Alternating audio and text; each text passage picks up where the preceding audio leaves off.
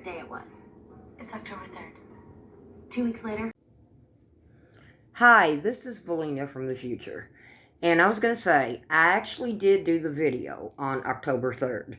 So let's please count it that way. I'm still learning on editing. And it's going to be after midnight by the time the video goes up. But let's please still count it Mean Girls Day. I would rather do something right than to rush and something be wrong. So, like I said, I'm going to start recording my videos early. And thanks for your understanding on this, and I'm sorry. But anyway, hope you had a happy Mean Girls Day. Bye. Hi, I'm Velina. Welcome to my channel, or welcome back. And yes, it is actually October 3rd. And you kind of want to think that everybody knows this, but if you don't know, that's from the movie Mean Girls. If you didn't know that, it's okay. But where have you been? If you haven't seen this movie, go watch it. It's hilarious. But anyway, welcome to my channel. Like I said, either way, whether you're just now finding me or you've been watching me, I appreciate you. And I thought for today, of course, this is day 3 of what I call Velina's 31 Days of Spooktacular Scares. And I thought, in honor of Mean Girls Day, that I would try to find something paranormal that happened, like with one of the cast members from Mean Girls. And while I'm dressed like Regina George, and she probably wouldn't be happy about this, she probably wouldn't let me sit with them, because I'll show you what I'm wearing. Okay, I had to borrow the sweater. Okay, it's not fitting very well, and I've had this shirt a while. It's just a little bit dramatic. You can see that. I'm short, I know. But anyway, I just thought I'd dress the part. But anyway, in honor of that, I wanted to find someone from the cast.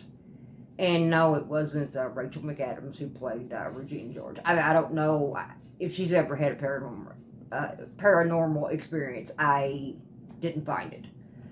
But I did find it on one. And you may be surprised. Take a look.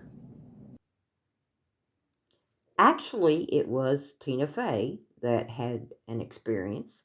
And not only did she star as Ms. Norbury, but she also wrote the screenplay. And it's based somewhat off of the self-help book Queen Bees and Wannabes by Rosalind, I hope I'm saying this right, Wiseman. And she also drew from some of her high school experience as well. So let's hear her story. Okay, now, Tina was the only one that I could find anything. The others may have had experiences, and I didn't find it, but I found it on Tina, and I'll tell you her story. And I found this actually in an interview, and I don't remember what it was called, but it was done by Amy Poehler, and they were on the subject of ghosts. And she told about loving to go on vacation. And I'm not familiar with the area.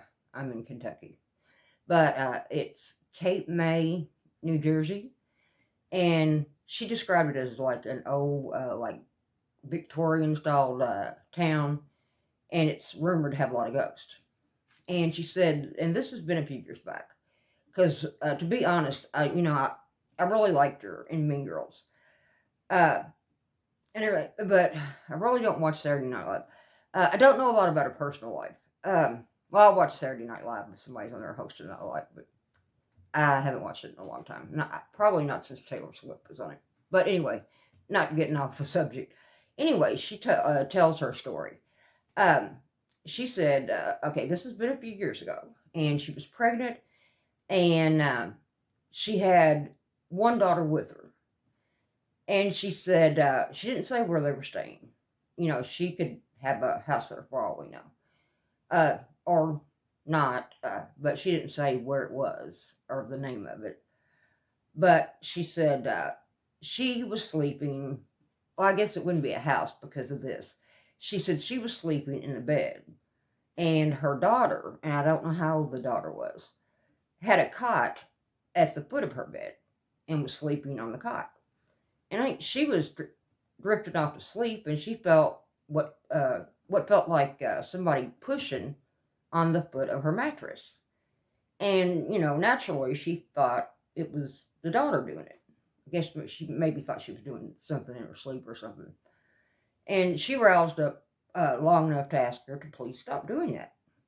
And when she got up and looked at her, she was sound asleep. It was not her doing it. So, as if that weren't enough, the next night she went on one of their ghost tours, and she said the the tour guide was talking about like the different things that a certain ghost would do, and one that was brought up that is exactly what they would do. They like to push on the foot of a mattress when someone's sleeping. So there we go, and it doesn't end there.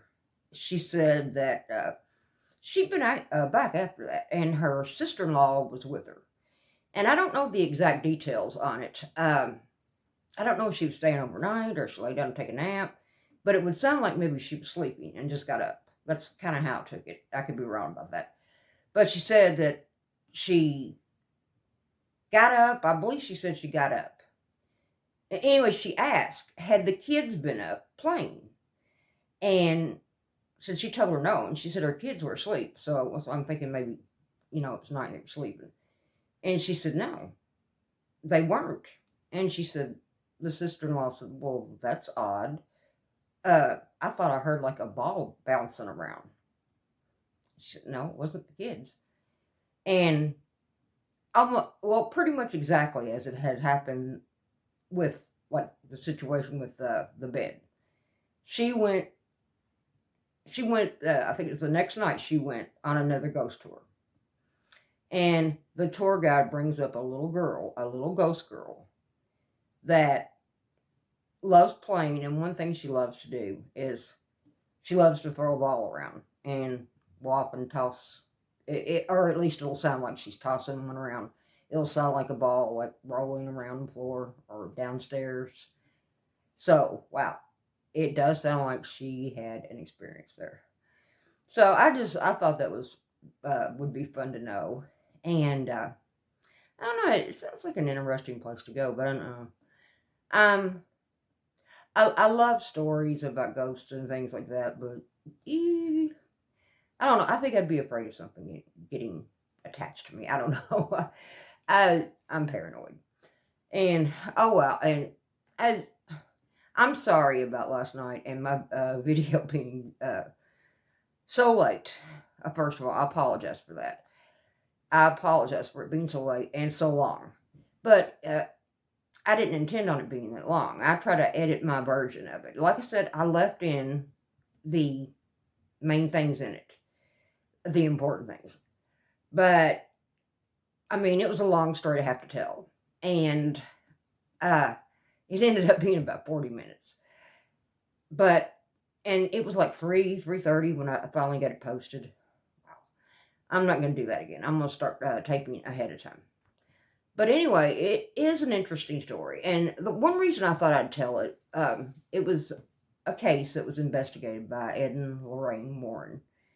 And I'd never heard about it except in this book, The Demonologist.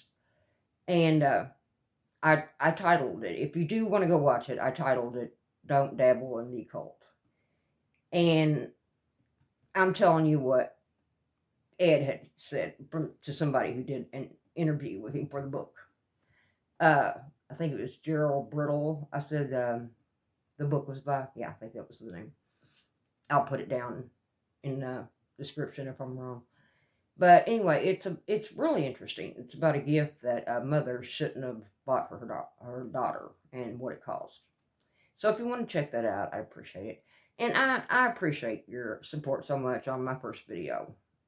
It means a lot to me. It really does.